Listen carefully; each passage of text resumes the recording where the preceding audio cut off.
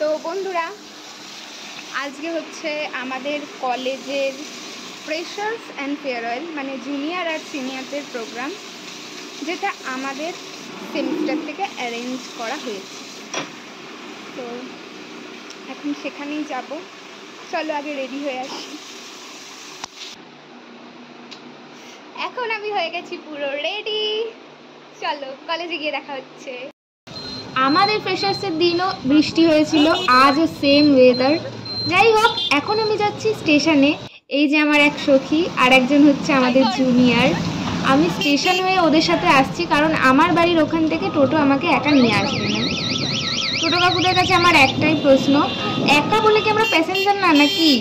আর যদি প্যাসেঞ্জার নাই ওঠাবে, তাহলে টোটো নিয়ে কেন বেরোও বলো তো? রাস্তায় তো জ্যাম হয় নাকি? 7 সমুদ্র 13 নদী পার করে এসে দেখি রিয়া কলেজের গেটে দাঁড়িয়ে রয়েছে, আমাদের জন্য ওয়েট করছিল। আর একটু পরে স্নেহা সায়ন্তনু আমাদের জয়েন করে। সবাইকে সেদিন যা লাগছিল না, সেই লাগছিল সেই।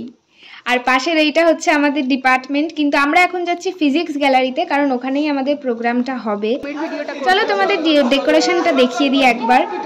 এই পুরো ডেকোরেশনটা করেছে আমাদের সেমিস্টার থেকে, মানে 4th সেম থেকে। আমাদের বেলায় আমাদের সিনিয়ররা করেছিল। তো আমাদের থিম ছিল এবার স্পেস, যার জন্য চারিদিকটা ব্ল্যাক পেপারের ওপর ছোট ছোট মুন, স্টার্স, তারপরে প্ল্যানেট, রকেট, স্যাটেলাইট, মানে স্পেস বলতে যা যা মাথায় আসে সেই সব দিয়েই ডেকোরেশনটা করা হয়েছিল।